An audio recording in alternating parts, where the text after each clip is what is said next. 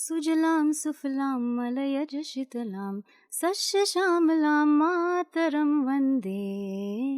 सुजलां सुफलां मलयजशीतलां सस्यश्यामलां मातरं वन्दे।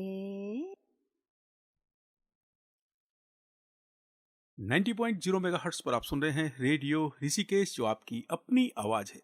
रेडियो ऋषिकेश एक कम्युनिटी रेडियो है और इस समय हमारे स्टूडियो में आमंत्रित हैं खास मेहमान सिमरन डोगरा जी।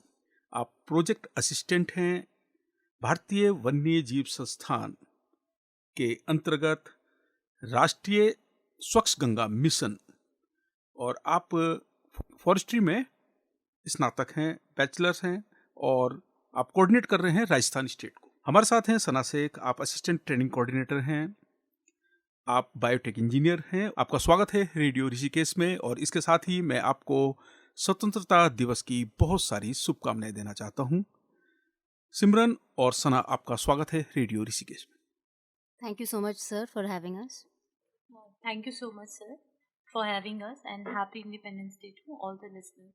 आपको भी स्वतंत्रता दिवस की बहुत सारी शुभकामनाएं। सना, मैं आपसे जानना चाहूंगा कि भारत की तरक्की को, भारत की प्रोग्रेस को अगर हम पर्यावरण के नजरिए से देखना चाहें तो क्या कहना है आपका? मैं ये कहना चाहूँगी सर कि जब से भारत को स्वतंत्रता मिली है, तब से ही या उसके पहले भी या तब से ही बहुत ज़्यादा काम लगा हुआ था और बहुत सारे एफर्ट्स लगे हुए थे to delineate areas for wildlife, जैसे प्रोटेक्टेड एरियाज़ होंगे, नेशनल पार्क्स हो गए, सैंक्चुरीज़ हो गए, वाइल्ड लाइफ सैंक्चुरीज़, और हाल ही में कम्युनिटी रिजर्व्स और कंजर्वेशन रिजर्व्स, इस टाइप के प्रोटेक्टेड एरियाज़ भी अभी बन चुके हैं।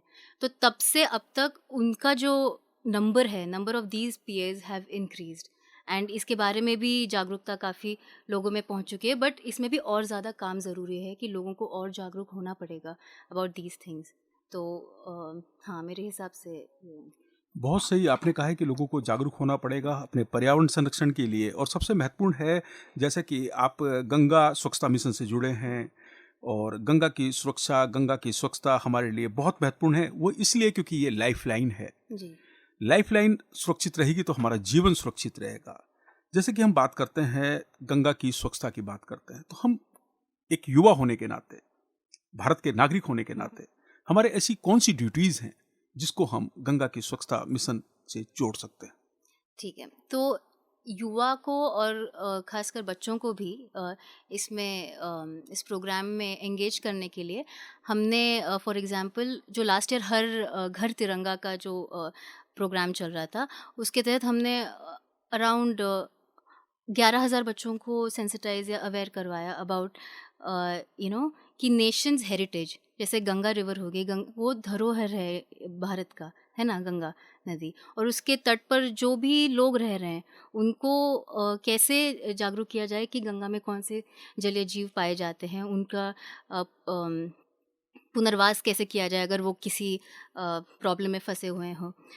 वैसे ही हर घर तिरंगा के साथ साथ हर घाट तिरंगा भी मनाया गया था, जिसमें इसका मेन उद्देश्य ये था कि नेशन के प्राइड को बढ़ाया जाए और नेशन के साथ आइडेंटिटी बढ़ाया जाए, कनेक्शन बढ़ाया जाए।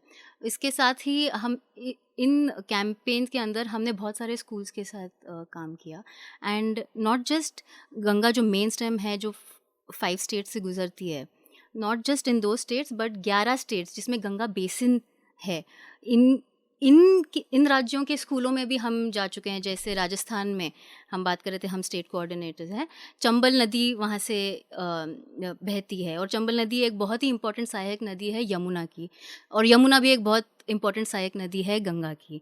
तो इस हिसाब से हम ये भी लोगों को जागरूक करते हैं कि जो आपकी छोटी से छोटी चीज़ भी जो कंजर्वेशन के लिए इम्पोर्टेंट है, वो आप उसको छोटी मत समझिए, वो छोटी से छोटी चीज़ भी सिग्निफिकेंट है आगे चलकर, बड़े पिक्चर में अगर हम देखें तो। और हाल ही में मिशन लाइफ भी चल रहा है, जो प्रोग्राम मिशन लाइफ में, life means lifestyle for environment. तो आप घर से ही अपना एक लाइफस्टाइल ऐसे बनाओ कि आप सस्टेनेबली आप जी सको, कि आगे के जनरेशन्स को भी वो लाभ मिल पाए जो आप ले रहे हैं, है ना, कि अपना ही अभी का मत सोचो, भविष्य का सोचो, आगे का सोचो। तो इस हिसाब से। बहुत सही सना ने कहा है कि भविष्य का सोचो, आगे का सोचो और हम अपने घर से ही शुरुआत करें। हम गंगा को बचाना है, पर्यावरण को संरक्षित करना है, जलीय जीवों को संरक्षित करना है, तो घर से ही शुरुआत करें। सना, मैं आपसे जानना चाहूँगा कि वो कौन सी पहल है जो एक व्यक्ति, एक सामान्य व्यक्ति अपने स्तर से कर सकता है अपने पर्यावरण को बचाने के लिए? क्योंकि पर्यावरण हमारी खुशहाली का प्रतीक होता है। पर्यावरण जितना साफ सुथरा रहेगा, पर्यावरण जितना संरक्षित रहेगा, खुशहाली उतनी ही बढ़ेगी। तो एक व्यक्ति, एक सामान्य व्यक्ति, वो कौन सी पहल करे जिससे गंगा की सुरक्षा की बात करें, हम अपनी नदियों की सुरक्षा की बात करें? एक तो बहुत ही इम्पोर्टेंट इशू है एंड इट्स वाइड स्प्रेड, सब तरफ दिखता है, वो है प्लास्टिक पोल्यूशन। इसका अगर घर से ही आप सोचो कि क्लॉथ बैग लेके जा रहे हो, है ना, मतलब, और straws for example, plastic straws, आप स्ट्रॉज ना यूज़ करो, क्योंकि वो स्ट्रॉज अगर नदियों में जा रहे हैं, वो जलीय जीव के गलों में फंस रहे हैं और उनको कुछ समझ नहीं आ रहा है, उनको तो लग रहा है वो खाना है ना। तो ये ऐसी चीज़ें, मतलब कि वाटर बॉटल अपना लेके जाना, वाटर बॉटल बाहर से मत खरीदना, क्योंकि वो भी प्लास्टिक का एडिशन हो रहा है। और इसका ना एक्चुअली बहुत सारा ये है, कॉन्सिक्वेंसेस है। फॉर एग्जांपल, अगर अगर बड़ा प्लास्टिक हमने ले लिया, ठीक है, वो बह रहा है ना, बह रहा है, वो टूटते टूटते माइक्रो प्लास्टिक बन जाता है, वो छोटा बन जाता है, वो और टूटते टूटते it can go to nano plastic concentrations. और इनका जब ये जलीय जीव या हम लोग तक भी इसका क्या बोलते हैं, प्रेजेंस माइक्रोप्लास्टिक का ह्यूमन ब्लड में और ह्यूमन प्लेसेंटा में भी पाया गया है, तो इसका कितना कॉन्सिक्वेंसेस हो सकता है। तो उसको पहले स्टेप से ही आप ठीक कर सकते हो कि प्लास्टिक ना ही यूज़ करो, तो ऐसी चीज़ें हैं बहुत सारी जो यू लाइक नॉट जस्ट, हाँ, any person, any individual person, like you said, आमतौर पे कर सकता है ऐसे। बहुत सही जानकारी आप दे रहे हैं कि एक इंडिविजुअल पर्सन भी अपनी तरफ से पहल करे तो हमारी नदियों को बचा सकते हैं, हमारे पर्यावरण को संरक्षित कर सकते हैं। बहुत सही जानकारी सना आप दे रहे हैं और आपसे मुझे लगता है कि लगातार आपसे बात करता रहूं। और अभी हमारे साथ हैं सिमरन डोगरा जी। हमारे साथ हैं सिमरन डोगरा जी। आप प्रोजेक्ट असिस्टेंट हैं एनएमसीजी में और भारतीय वन्य जीव संस्थान से आप ताल्लुक़ रखते हैं। आप फॉरेस्ट्री में बैचलर हैं। मैं आपसे जानना चाहूँगा कि पर्यावरण संरक्षण की बात हम करते हैं, डेवलपमेंट की बात हम करते हैं, इन दोनों में कैसे बैलेंस रखें? एक युवा इस पूरे मामले को किस नज़रिए से देखता है? अगर हम बात कर रहे हैं इन्वायरमेंट की और डेवलपमेंट की, तो मुझे लगता है हमेशा जब भी हम कोई चीज़ के बारे में बात करते हैं, तो हमें हमेशा अपनी हिस्ट्री में एक बार जाना चाहिए, हिस्ट्री में झांकना चाहिए, हिस्ट्री में देखना चाहिए, और साथ ही साथ उसमें किस तरीके से चीज़ें चलती थी। फॉर एग्ज़ाम्पल, जब हमारी कम्युनिटी जब हमारी नई कम्युनिटी नई थी, जब वे जैसे मतलब कोई कम्युनिटी जंगल में रह रही थी, या कोई कम्युनिटी थी जो गंगा रिवर के अलोंग जो बसी थी, तो वो उस समय पे किस तरीके से मतलब रिसोर्सेज को यूज़ कर रहे थे, किस तरीके से एक संतुलन बना के रखा था, और फिर भी मतलब उनकी जो नीड्स थी वो बहुत ही नीड्स पूरी हो रही थी, वो काफ़ी सेटिस्फाइड थे। तो उनका जो एक मैनेजमेंट टेक्निक्स था, जिसको हम कह सकते हैं कि ट्रेडिशनल मैनेजमेंट टेक्निक्स, वो किस तरीके से थी, हम एक बार मतलब पूरा रिसर्च कर सकते हैं और फिर उसके बाद उनको आज इम्प्लीमेंट कर सकते हैं। आज भी बहुत सारी स्ट्रेटजीज़ हैं, बहुत सारी टेक्निक्स हैं जिनको हम इम्प्लीमेंट कर रहे हैं इन डेवलपमेंट। जैसे कि रोड्स, जैसे अगर रोड्स बना रहे हैं तो उसके आसपास हम लोग पेड़ उगा रहे हैं ताकि वहाँ का इन्वायरमेंट अच्छा रहे, वहाँ का जो, क्योंकि पेड़ों का तो हमें पता ही है, जो ट्रीज़ और फॉरेस्ट रहते हैं हमारे, वो कार्बन सिक्वेस्ट्रेशन में हेल्प करते हैं। तो इस तरीके से मतलब अगर रोड्स बना रहे तो रोड्स के अलॉन्ग हम ट्रीज़ उगा रहे हैं। लेकिन ये चीज़ भी बहुत ज़रूरी है समझना कि हम किस प्रकार की प्रजाति के ट्रीज़ वहाँ पे लगा रहे हैं। तो इस तरीके से डेवलपमेंट किया जाए। अगर हम किसी नई किसी कॉलोनी बना रहे हैं, तो वहाँ का जो प्लान है वो इस तरीके से बनाया जाए कि वहाँ का जो अदर इकोलॉजिकल एस्पेक्ट्स हैं वो डिस्टर्ब ना हो, और वहाँ पे जो लोग रह रहे हैं उनको भी प्रॉपरली एक फ्रेश एयर मिले। उस तरीके से एक हमारा मतलब मोड ऑफ प्लान होना चाहिए कि अगर हम बना रहे हैं तो किस तरीके से बना रहे हैं। अगर हम ड्रेनेज का देख रहे हैं तो एक अच्छे मतलब उसका एक अच्छा सिस्टम रखें, मतलब एक स्पेस रहे जहाँ पे हम प्रॉपरली एक मतलब जैसे नेचर रिलेटेड पार्क्स बनाएं, तो इस तरीके से हम मतलब डेवलपमेंट और इन्वायरमेंट को भी मेंटेन रख सकते हैं और डेवलपमेंट भी कर सकते हैं, और ये एक बेटर सोसाइटी बना सकता है रहने के लिए, सबके लिए। 90.0 मेगाहर्ट्ज पर आप सुन रहे हैं रेडियो ऋषिकेश और इस वक्त हमारे साथ हैं सिमरन डोगरा जी और सना शेख। सना, मैं आपसे जानना चाहूँगा कि ये अक्सर कहा जाता है कि सोशल मीडिया युवाओं पर हावी है, पर उसका एक दूसरा पहलू भी है। सोशल मीडिया को यह भी कहा जाता है कि ये हमारे विकास में हमारे साथ है, जी। हमारे साथ कदम ताल कर रहा है। आपका क्या नज़रिया है? मेरे हिसाब से सोशल मीडिया के भी प्रोज एंड कॉन्स हैं, और उसका usages depends on the person, individual person पे। यूथ को लें तो जाहिर सी बात है कि सब लोग के पास फ़ोन्स हैं, स्मार्टफोन्स हैं, तो सबके पास इजीली सोशल मीडिया अवेलेबल है।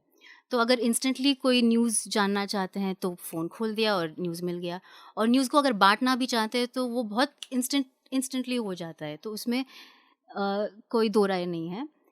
मेरा बस यही बोलना है कि अगर आप यूज़ भी कर रहे हो सोशल मीडिया को, तो आप ध्यान से उसे यूज़ करना। मतलब अगर कुछ भी न्यूज़ आ रहा है तो उसको ब्लाइंडली फॉलो मत करना। अगर आपको लगता है कि ये चीज़ ऐसी है तो उस पे रिसर्च करना, कि एंड जस्ट सोशल मीडिया के अलावा भी बहुत सारे मीडिया हैं, लाइक द प्रिंट मीडिया, जिस पे अभी भी अच्छे अच्छे आर्टिकल्स आते हैं, बहुत अच्छे अच्छे ऑथर्स उन पे बात करते हैं, जो सोशल मीडिया शायद पसंद नहीं करते यूज़ करना या जानते नहीं हो, बट वो भी है। तो मेरा ये कहना है कि सोशल मीडिया को यूज़ करो, उसका मतलब आप एडवांटेज लो, डिसएडवांटेजेस वे में मत यूज़ करना, बट उसका एडवांटेज लेते हुए डिफरेंट टाइप्स ऑफ मीडिया को उसको साथ में मिला के यू मेक श्योर कि आपका इन्फॉर्मेशन अप टू डेट हो और सही हो, ट्रू हो। तो एडवांटेज की बात करते हैं तो जी। क्या एडवांटेज? एक एडवांटेज तो यह है कि इन्फॉर्मेशन आपके फिंगर टिप्स पे है, कि झट से आपको इन्फॉर्मेशन मिल रहा है। दूसरी चीज़ है नॉलेज डिसेमिनेशन। इसका डिसेमिनेशन जो है वो बहुत इजीली हो पा रहा है, जो पहले ज़माने में उतना नहीं हो पाता था और ज़्यादा पैसे भी लगते थे। फ्री ऑफ कॉस्ट भी बहुत सारी चीज़ें हमारी हैं, तो ये कुछ लाभ हैं उसके। जैसा कि आप एडवांटेज के बारे में बता रहे हैं, आपने डिसएडवांटेज के बारे में भी बताया है कि इसकी मेरिट और डिमेरिट्स क्या जी, हैं। जी। आप तो पर्यावरण के छात्र रहे हैं, एनवायरमेंटल साइंस आपका मास्टर्स में सब्जेक्ट रहा जी। है। सना, मैं आपसे जानना चाहूँगा कि जो ई वेस्ट है, हाँ ई वेस्ट जी। जो हमारे पास इतने इलेक्ट्रॉनिक उत्पाद हमारे पास हैं, हम्म, इतने प्रोडक्ट्स हमारे पास हैं, हम्म, और एक समय होता है, एक एज होती है इनकी, उसके बाद जी। हम इसको सही तरीके से इसको हम डिस्कार्ड नहीं कर हाँ, पाते हैं। जी। तो क्या रास्ते होने चाहिए? क्या आप कहना चाहेंगे इसके बारे में? फर्स्ट ऑफ मैं बताऊंगी कि हमेशा याद रखना, रिड्यूस, रीयूज़, रिसाइकल। मतलब जो भी आप कर रहे हो काम, या जो भी आपको चीज़ चाहिए, मेक श्योर कि आपको ज़रूरत है उस चीज़ की कि नहीं। कि बस कभी कभी लगता है ना कि शॉपिंग कर रहे हैं, कुछ आज दिल मन बहला लेते, कुछ ले लेते हैं, बट आपको ये भी सोचना पड़ेगा जो आप ले रहे हो उसका क्या बाद में कॉन्सिक्वेंस पड़ने वाला है ना, सराउंडिंग्स पे। और रीयूज़, वापस यूज़ करो। अगर कुछ बहुत सारी बैटरीज जो हैं वो रिचार्जेबल होती हैं, बहुत लोगों को पता भी नहीं होता कि वो रिचार्जेबल होती हैं और फेंक देते हैं। तो इसमें रीयूज़ का मामला आ जाता है कि आप देखो कि ये रीयूजेबल है कि नहीं। और थर्ड थिंग जो है रिसाइकिल है। हमेशा बैटरीज पे आप देखोगे कि दे विल से कि don't discard in dustbin, so there is a different way of discarding in it. तो the government also has to make up initiatives to post dustbins सब तरफ, जहाँ पे होंगे, जहाँ पे सिर्फ ई वेस्ट जाया जाए और उसका सही से रिसाइकलिंग किया जाए। क्या आपको लगता है कि हम यूथ हम्म। जो इंस्ट्रक्शंस हैं उसको फॉलो कर रहे हैं ई वेस्ट के मामले में? कुछ लोग कर रहे हैं, मैंने देखा है, मेरा एक्सपीरियंस है, मैंने देखा है कुछ लोग कर रहे हैं, बट कुछ लोग को और जागरूक करने की ज़रूरत है। बहुत सही जानकारी सना शेख दे रहे हैं। सना शेख का कहना है कि जो भी आपके पास ई वेस्ट है उसका एक प्रोसेस है, उस प्रोसेस को आप फॉलो कीजिएगा और इसी तरह से जो है आप अपने एनवायरनमेंट को बचा सकते हैं। सिमरन, मैं आपसे जानना चाहूँगा, एक युवा जिससे बहुत उम्मीदें हैं, बहुत सारी उम्मीदें हमारे साथ जुड़ी हुई हैं, डेवलपमेंट की हम बात कर रहे हैं, हम सबसे इम्पोर्टेंट एक अक्सर ये सवाल उठता है, जेंडर इक्वलिटी किस नज़रिए से देखते हैं? सर, जैसे आपने कहा कि हमारा देश एक युवाओं का देश है, और जिसमें अलग अलग जेंडर्स रहते हैं, चाहे वो मेल हो, फीमेल हो, ट्रांसजेंडर हो या अदर जेंडर्स हैं, तो उनको किस तरीके की अपॉर्चुनिटीज़ या प्लेटफॉर्म हम दे सकते हैं उन, so that they will also get equal opportunities. तो उस पे अभी भी बहुत ज़्यादा आई गेस काम करना बाकी है, बट हाँ अभी स्लोली धीरे धीरे हो रहा है। जैसे कि अगर हम देखें तो फीमेल्स के लिए अभी अपॉर्चुनिटीज़ काफ़ी बेटर हो चुकी हैं, और कहीं कहीं पे कुछ कुछ चीज़ें हैं अभी भी जहाँ जो लिमिट करती हैं मतलब फीमेल्स के लिए। तो फीमेल्स के लिए थोड़ी अपॉर्चुनिटीज़ तो बढ़ी हैं, बट इतनी ज़्यादा मतलब मैं नहीं बोलूँगी, क्योंकि जो इंडिया है वो अभी भी काफ़ी मतलब रूरल एरियाज़ में सेटल्ड है। तो रूरल एरियाज़ में वो इतनी अच्छे से अपॉर्चुनिटीज़ मिलना अभी भी काफ़ी उन चीज़ों का अभाव है। और मतलब जनरली हम जब सिटी में रह के सोचते हैं तो हमें मतलब ये सब चीज़ें इतनी ज़्यादा नहीं लगती हैं, जो कि रूरल एरियाज़ में मतलब विमेंस को प्रॉब्लम्स फेस करनी पड़ती है, चाहे वो किसी भी एस्पेक्ट्स में हो, चाहे वो इकोनॉमिकली हो, सोशली हो, अपने पर्सपेक्टिव्स कहीं अपने ओपिनियंस शेयर करने की बात हो, तो उनको इतनी ज़्यादा अपॉर्चुनिटीज़ नहीं मिलती हैं। एंड इन सिटीज़ ऑल्सो मतलब बहुत सारा डिस्क्रिमिनेशन तो फेस करना ही पड़ता है, बहुत ज़्यादा मेंटली हो चाहे फिज़िकली हो, और इस तरीके से।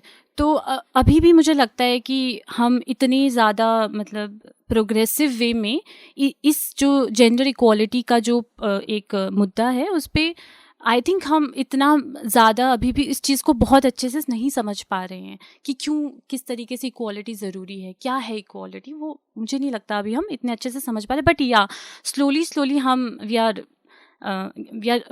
Getting to reaching towards that, but yeah I am hoping for the best. बहुत सही कहा आपने कि धीरे धीरे माहौल बदल रहा है, वक्त बदल रहा है। पहले बेटियों को शिक्षा से बहुत विमुख रखा जाता था, अलग रखा जाता था, लेकिन अब बेटियां शिक्षा पा रही हैं, आगे बढ़ रही हैं और कदम ताल कर रही हैं। बहुत सही जानकारी आपने हमें दी है। सना, मैं आपसे जानना चाहूँगा कि जो काम आप कर रहे हैं, आप बायोटेक इंजीनियर है, आप गंगा की स्वच्छता के लिए काम कर रहे हैं। जी। बड़ा गर्व होता है हमें जब हम स्वच्छता मिशन पर काम करते हैं, जब हम पर्यावरण के लिए काम करते हैं। आप इस पूरे अभियान को किस नजरिए से देखते हैं? सर मेरे लिए तो यहाँ पे काम करना itself is a sense of national pride for me, क्योंकि गंगा बहुत सारे लोगों के लिए इंडिया में एक पुण्यवादी नदी मानी जाती है। एंड वो जोग्राफिकली भी ऐसे लगता है कि वो भारत के हृदय के थ्रू गुजर रही है। तो वो लाइफलाइन बरसों से जो इंडिया के जो फर्टाइल प्लेन्स हैं उनमें उसने लोगों को पोषण दिया है और अपने इसमें लिया है, शरण में लिया है, यू कुड से। तो ऐसे मतलब ऐसे इकोसिस्टम में काम करना जो एक नेशनली रिप्रेजेंटेड रिवर है, it's a sense of national pride and identity for me. और ये सिर्फ ना कि सिर्फ नदी के लिए, बट नदी में रहने वाले जीवों के लिए है ना, कि हम उनके लिए काम करें। This is also a sense of pride for me. जैसे लेट्स से बहुत लोगों को ये पता नहीं होगा कि गंगेय डॉल्फिन जो गंगा की नदियों में निवास करती है, वो राष्ट्रीय जलीय जीव है भारत का। तो ऐसे जब हम नेशनल सिंबल्स के साथ काम करते हैं, जैसे उत्तर प्रदेश का स्टेट बर्ड हो गया सारस क्रेन, तो इनको ऐसे सिंबल्स मानना और इनके साथ काम करना बहुत गर्व की बात मैं समझती हूँ, मैं महसूस करती हूँ कि मेरा जो काम है वो नेशन की तरक्की के टुवर्ड्स काम चल रहा है। सना का कहना है कि मैं जब गंगा के मिशन पर काम करती हूँ, गंगा की स्वच्छता के लिए काम करती हूँ और गंगा में पलने और बढ़ने वाले जलीय जीवों के लिए काम करती हूँ, तो मैं गर्व महसूस करती हूँ, क्योंकि गंगा लोगों की जीवन रेखा है। इसके आसपास गंगा बेसिन एरिया में बड़ी संख्या में लोग की आजीविका चलती है, उनका जीवन आगे बढ़ता है, इसलिए गंगा को जीवन रेखा कहा जाता है। बहुत सही जानकारी आपने दी है और ये बड़े प्राउड का विषय है कि आप गंगा की स्वच्छता से जुड़े हुए हैं, आप नमामि गंगे मिशन से जुड़े हुए हैं। मैं आपसे जानना चाहूँगा कि आप युवाओं को, क्योंकि आप युवा हैं, आप पर्यावरण विज्ञानी हैं, पर्यावरण का ख्याल रखना आपकी जिम्मेदारी भी है, और वैसे तो हर व्यक्ति की जिम्मेदारी है। आप युवाओं को, खासकर युवाओं को क्या संदेश देना चाहेंगे कि हम गंगा को स्वच्छ करें, निर्मल रखें और इसको जीवन रेखा की तरह आगे बढ़ाते रहें? जैसा कि हम सब जानते हैं, आज़ादी के मतलब टाइम्स में फ्रीडम फाइटर्स, हमारे फ्रीडम फाइटर्स ने जी जान गवा के, खून बहा के हम सबको आज़ादी दिलवाई, स्वतंत्रता दिलवाया भारत के लिए। उसी मतलब एक बोलते हैं ना, एक इनडोमिटेबल स्पिरिट, मतलब उसका अगर हम 1% भी थोड़ा सा हम अगर रिवर कंजर्वेशन और एनवायरमेंटल कंजर्वेशन के टूवर्ड्स हम अपना दें एफर्ट्स, तो इंडिया तो मुझे लगता है कहाँ के कहाँ पहुँच जाएगी, बहुत आगे बढ़ जाएगी। एंड हाँ, मुझे ये भी लगता है कि आज़ादी का मतलब सिर्फ इंडिविजुअल राइट्स को सामने रखना नहीं है। मुझे ये भी लगता है कि हर इंसान, हर भारतीय नागरिक का ये रिस्पॉन्सिबिलिटी है कि जो आपको प्राकृतिक धरोहर के तौर पे आपको जो चीज़ें मिल रही हैं, वो आप उन्हें ग्रांटेड मत लेना, क्योंकि अभी तो फ्री में मिल रही हैं आपको, बट ऐसा ना हो जाए कि आगे चलकर पानी और हवा के लिए भी हमको बहुत सारा पैसा देना पड़े। तो आप ये समझ रख के आगे चलें कि ये धरोहर हम सबकी रिस्पॉन्सिबिलिटी है, जो भारत के में रहने से हमको जो प्राप्त हुई है, तो इसका आप सम्मान करें और इसको बचाने के लिए एफर्ट्स जारी रखें। अभी हम बात कर रहे हैं सना शेख से। सना शेख असिस्टेंट ट्रेनिंग कोऑर्डिनेटर हैं और बायोटेक इंजीनियर हैं, और आपने मास्टर्स किया है एनवायरमेंटल साइंस में। जी। सना ने कहा है कि ये आज़ादी जो हमें मिली है, ये बड़े बलिदानों के बाद मिली है। भारत की स्वतंत्रता के लिए, भारत की आज़ादी के लिए लोगों ने खून बहाया है, अपने प्राणों को न्यौछावर किया है, और आज़ादी का महत्व हमें समझना होगा। और जब हम आज़ादी के महत्व को समझते हैं, उनके बलिदान को समझते हैं, तो हम अपने देश की तरक्की के लिए भी आगे बढ़ते हैं।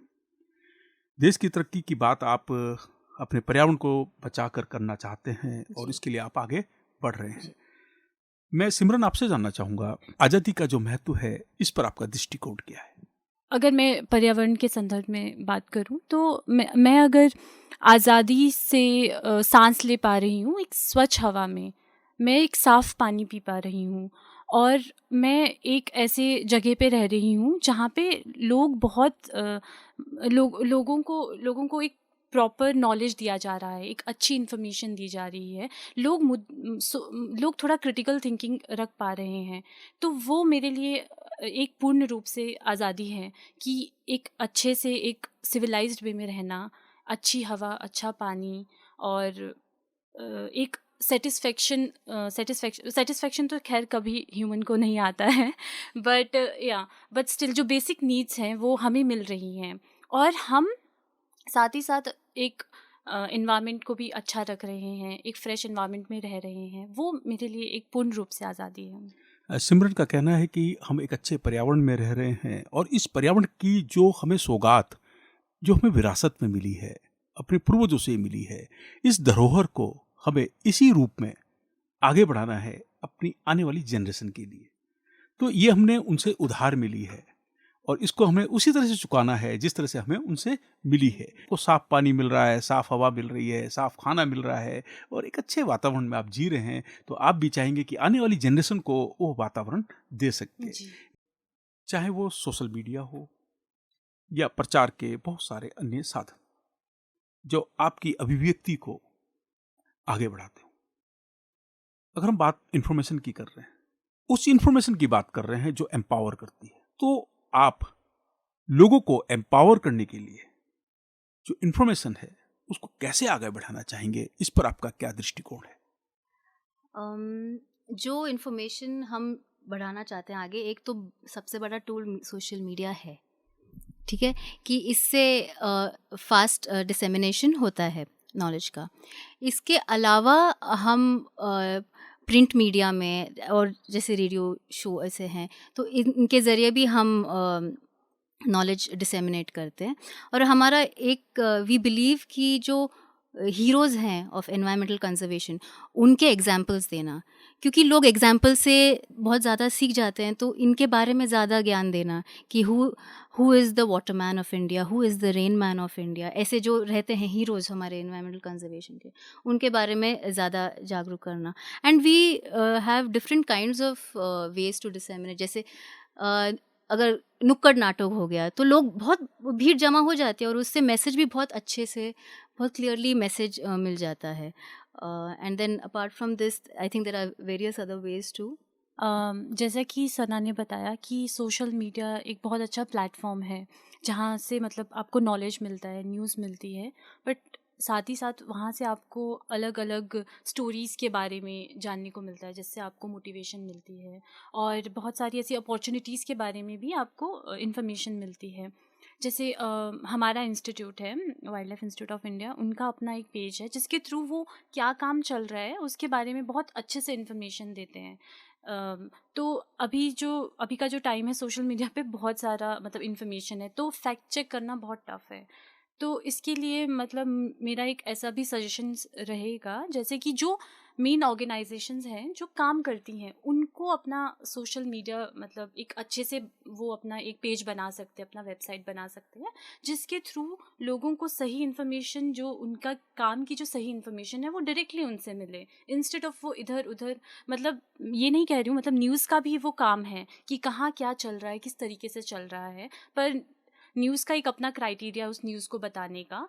तो अगर आपको एक और बार उस न्यूज़ का फैक्ट चेक करना है, तो उस काम से रिलेटेड जो भी संस्थान है या जो भी ऑर्गेनाइजेशंस हैं, उनको अपना अभी सोशल मीडिया का टाइम है, तो अपना जो भी काम है उसको थोड़ा सा मतलब उसके बारे में इंफॉर्मेशन अपलोड कर सकते हैं, जिसको एक बार देख के हम लोग अपना फैक्ट चेक कर सकते हैं. और वैसे ही मतलब हमारा इंस्टीट्यूट भी या बाकी ऑर्गेनाइजेशन भी, बहुत ऑर्गेनाइजेशन है जो लोग काम कर रहे हैं. सपोज कोई विमेन है जो बहुत अच्छा काम कर रही है, या कोई मैन है जो बहुत अच्छा काम कर रहे हैं, या कोई और जो बहुत अच्छा काम कर रहे हैं, तो उनकी स्टोरीज़ को सोशल मीडिया के थ्रू लोगों तक पहुंचाते हैं, जिसके थ्रू पता चलता है कि अच्छा, इस फील्ड में भी काम कर सकते हैं, इस तरीके से भी काम कर सकते हैं. और इससे जो आपने स्टार्टिंग में भी पूछा था इक्वालिटी वाला, तो उससे एक बहुत अच्छा मतलब मोटिवेशन मिल सकता है विमेंस को कि किस तरीके से, हाँ, मतलब विमेंस भी हर प्लेटफॉर्म में काम कर सकती है, हर टाइप के एक मीडिया में काम कर सकती हैं. तो हमारा wild life institute of India एक बहुत अच्छी अपॉर्चुनिटी, मतलब वहाँ पे मतलब मैं बोल सकती हूँ कि इक्वालिटी को लेके एक बहुत ही मतलब एक अच्छा प्लेटफॉर्म है, जहाँ पे हम विमेंस हो, मेन हो, सब फील्ड पे जाते हैं, सब हर टाइप के चैलेंजेस फेस करते हैं. वहाँ पे ये नहीं होता है कि विमेन है तो फील्ड नहीं जा सकती, या कुछ भी ऐसा प्रॉब्लम्स नहीं. इक्वल या salary. maybe more women researchers हैं, आई थिंक इक्वल या may be more women researchers मेरे हिसाब से लगता है WI में है. और अभी भी WINMCD जो हमारा प्रोजेक्ट है, हमने इंडिपेंडेंस डे के लिए एक सोशल मीडिया का ही यूज़ करके एक क्या बोलते हैं, इंडिपेंडेंस डे सेलिब्रेशन के तौर पे हमने कुछ कॉम्पिटिशन्स ऑर्गेनाइज किए हैं, जो it comes under the umbrella of let rivers dance, paint and speak. Let them just be healthy. तो इसके लिए हमने ट्रेडिशनल जो हमारा हेरिटेज है उसको लिंक करते हुए हमने 3 कॉम्पिटिशन्स ऑर्गेनाइज किए हैं. First is traditional dance competition. तो आपका जो स्टेट है, उस स्टेट का क्या ट्रेडिशनल डांस फॉर्म है, और उस डांस फॉर्म को लेके आप रिवर माइथोलॉजी या रिवर कंजर्वेशन को कैसे डिपिक्ट करोगे, है ना, एक्सप्रेस करोगे कैसे, वो एक कॉम्पिटिशन. दूसरा हो गया एक painting competition. For example let's say आप उत्तराखंड से हो, कुमाऊं रीजन से हो, तो वहाँ का एपन इज़ ट्रेडिशनल आर्ट. तो आप आपके स्टेट के ट्रेडिशनल आर्ट को यूज़ करके रिवर्स को कैसे डिपिक्ट या एक्सप्रेस करोगे. And third thing which I think is really important is folklore narration. All जो हमको पता है चीज़ें, वो हमको फोकलोर से हमको स्टोरीज बताए गए हैं, वो नीचे मतलब they have been passed down to generations. तो उसका एक कोई भी फोकलोर किसी भी स्टेट का हो और उनके रीजनल लैंग्वेज में अगर कोई बोलेगा तो बोनस पॉइंट्स हैं. तो मतलब ये चीज़ है कि ऐसे हम फिर कॉम्पिटिशन सोशल मीडिया के थ्रू डिस्पर्स कर रहे हैं. अभी हम बात कर रहे हैं सिमरन डोगरा जी से और सना शेख जी से. आप WIINMCG प्रोजेक्ट से जुड़े हैं, आप प्रोजेक्ट असिस्टेंट हैं, आप एनवायरनमेंट के बारे में बहुत सारी जानकारियाँ रखते हैं. अभी हम बात कर रहे थे आज़ादी के महोत्सव पर जेंडर इक्वलिटी की बात कर रहे थे, गंगा की स्वच्छता की बात कर रहे थे, आजीविका की बात कर रहे थे, युवाओं के नज़रिए की बात कर रहे थे और सोशल मीडिया टूल्स का किस तरह से इस्तेमाल किया जाए इन्फॉर्मेशन को आगे बढ़ाने के लिए, अवेयरनेस के लिए, एम्पावरमेंट के लिए। आपसे बात करके हमें बहुत अच्छा लगा और आपका आभार व्यक्त करते हैं कि आप रेडियो ऋषिकेश के स्टूडियो में आए और आपने बहुत सारी जानकारियां हमारे साथ साझा की। आपको एक बार फिर आज़ादी के महोत्सव की बहुत सारी शुभकामनाएं, स्वतंत्रता दिवस की बहुत सारी शुभकामनाएं। जैसे आपको भी स्वतंत्रता दिवस की बहुत सारी शुभकामनाएं और सारे लिसनर्स को भी। और आपका बहुत बहुत धन्यवाद कि आपने हमको यहाँ पे आमंत्रित किया, हमको यहाँ पे अपना टाइम दिया और हमारे प्रोजेक्ट के बारे में और एनवायरमेंटल कंजर्वेशन के बारे में हमारे साथ बातचीत की। Thank you so much sir. मैं भी यही कहना चाहूँगी कि आपने जो ये हमको यहाँ पे इनविटेशन दिया यहाँ आने का और कंजर्वेशन पे बात करने के लिए, मतलब एक प्लेटफॉर्म दिया जो कि बहुत ज़रूरी है आज के टाइम पे, क्योंकि हम नेचर से ही बने हैं और नेचर में ही मिलेंगे। तो बहुत ज़रूरी है कि हम नेचर और एनवायरनमेंट पे बहुत ध्यान दें। तो थैंक यू। 90.0 मेगाहर्ट्ज़ पर आप सुन रहे हैं रेडियो ऋषिकेश, जो आपकी अपनी आवाज़ है। इस कार्यक्रम के संबंध में यदि आप कोई सुझाव देना चाहते हैं तो आप हमें व्हाट्सअप कर सकते हैं। हमारा व्हाट्सअप नंबर है 9411392967। मैं रिपीट कर रहा हूँ 9411392967।